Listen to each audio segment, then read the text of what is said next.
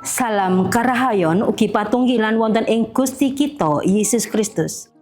Bapak Ibu kinasihipun Gusti, kula Penatua Tripuji Haryanti saking GKJ Wedi Klaten, Klasis Klaten Barat. Pinanggih wonten ing renungan padintenan Sabda Winedhar, Kamis 2 Juli 2026. Pangandikanipun Gusti kapetik saking Rom bab 7 ayat 6 ingkang mekaten ijemanipun.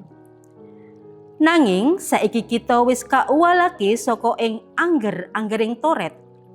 Awit kita wis padha mati tumrap kang maune ngunjara kita. Satemah saiki kita lelati ana ing kaanan kang anyar manut ing roh, ora ana ing kaanan lawas manut ing tulisane angger-anggering toret. Makaten pangandikanipun Gusti kita Yesus Kristus ingkang badhe kita raos-raosaken. Lan waosan menika badhe kita suraos kanthi jejer gesang anyar ing Sang Kristus.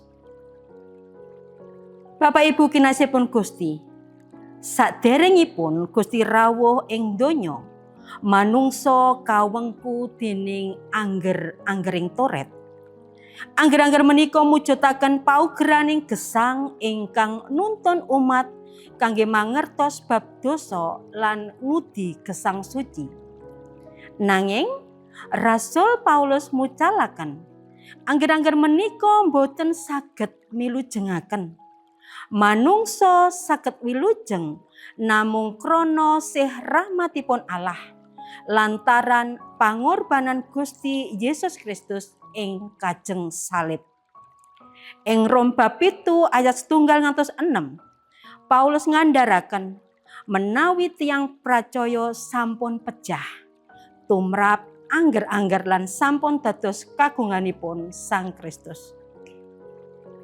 Mliginipun wonten ing ayat sekawan ngandharaken, kowe saiki wis padha mati tumrap angger-angger awit saka badane Kristus, supaya kowe padha dadi kagungane wong liya, yaiku kagungane panjenengane kang wis wungu saka ing antarane wong mati, supaya kita bisa ngasilake woh kanggo Allah.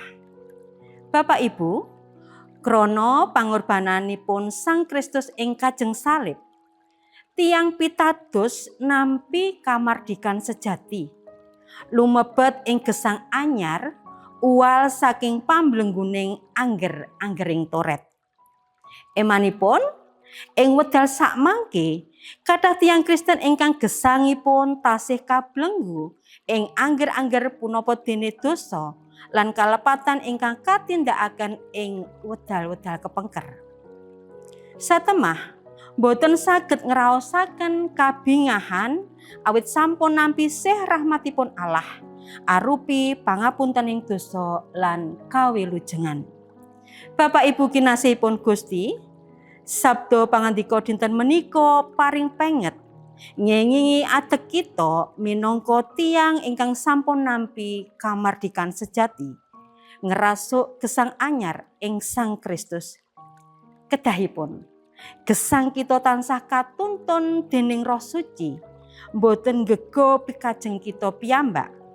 Temahan saged ngasilaken woh kagem kamulyaning Allah. Mekaten suraosing pangandikanipun Gusti Allah. Gusti tansah berkahi kita. Amin.